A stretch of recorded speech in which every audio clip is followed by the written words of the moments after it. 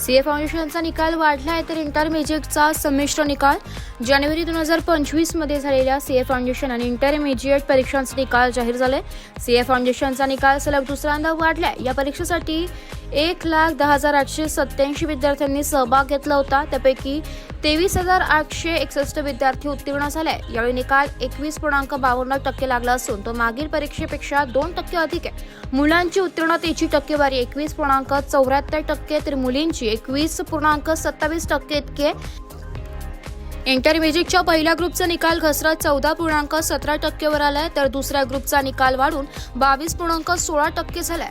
दोन्ही ग्रुप एकत्रित देणाऱ्या विद्यार्थ्यांसाठी निकाल 14.5%। हैदराबादच्या दीपांशी अग्रवालने देशात प्रथम क्रमांक मिळवलाय तर महाराष्ट्रातील एकही विद्यार्थ्याने पहिल्या 3 मध्ये स्थान मिळवले नाही। परंतु नाशिकमधील मानसी चौधरी संपूर्ण भारतात 33वी आली असल्याने बदललेल्या परीक्षे पद्धतीमुळे विद्यार्थी अधिक उत्साहाने परीक्षेला सामोरे जाते असे सीए मार्गदर्शक प्राध्यापक लोकेश पारख यांनी सांगितले। आजचा केंद्रीय अर्थसंकल्प 2022 हा शैक्षणिक दृष्टिकोनातून संमिश्र समजला जाईल।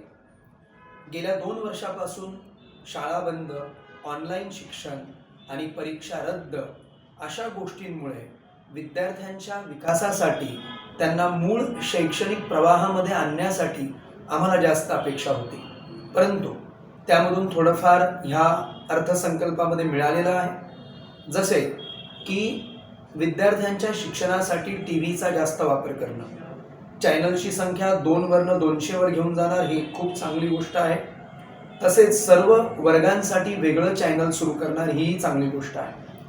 परंतु आज डिजिटलपेक्षाही सर्वात जरुरी होतं त्यांना मूळ प्रवाहामध्ये आणणं। यासाठी ऑफलाईन एज्युकेशनवर जास्त भर देऊन विद्यार्थी कुठल्याही पॅन्डेमिकमध्ये सुद्धा कशा पद्धतीने शाळेमध्ये येऊ शकतील आणि शाळेमध्ये येऊन त्यांचं शैक्षणिक, बौद्धिक, शारीरिक, मानसिक कशा पद्धतीने विकास होईल याकडे लक्ष देणं जरुरी आहे। सरकारने त्यांच्या मेंटल हेल्थसाठी जो नवीन कार्यक्रम आणलेला आहे तोही एक चांगलं पाऊल आपण म्हणू शकतोय, परंतु त्याला योग्य पद्धतीने राबवणं जरुरी आहे।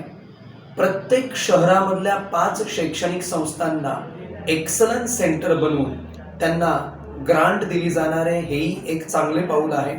आणि जागतिक स्तरावरच्या विविध युनिव्हर्सिटीजना डिजिटल रूपाने, ऑनलाईन रूपाने इथे आणणं हेही चांगली गोष्ट आहे। पण यासोबतच लोकल, स्थानिक लेवलवर जेही शिक्षक आहेत त्या शिक्षकांना ऑफलाईन पद्धतीने 1 to 1 पद्धतीने विद्यार्थ्यांना शिकवण्यासाठी प्रोत्साहन देणं, त्यांना या बाबतीत चांगल्या पद्धतीने भत्ते देणं हेही कार्य सरकार यामध्ये करू शकले असते, परंतु एक चांगली सुरुवात त्यांनी केली आहे। आणि मागील वर्षापेक्षा ह्या वर्षी शिक्षणावरचा खर्च वाढवणार आहे ही सुद्धा एक आनंदाची गोष्ट आहे। एकंदर सर्व बाबींचा विचार करता ह्या बजेटमध्ये शैक्षणिक आणि विद्यार्थ्यांच्या दृष्टिकोनातून काही मिळालंय, पण बरंच बाकी राहिलंय। तरी सुद्धा पुढे संसदेमध्ये जेव्हा याच्यावर चर्चा होईल त्यामध्ये शिक्षणासाठी विद्यार्थ्यांना कशी जास्तीत जास्त मदत।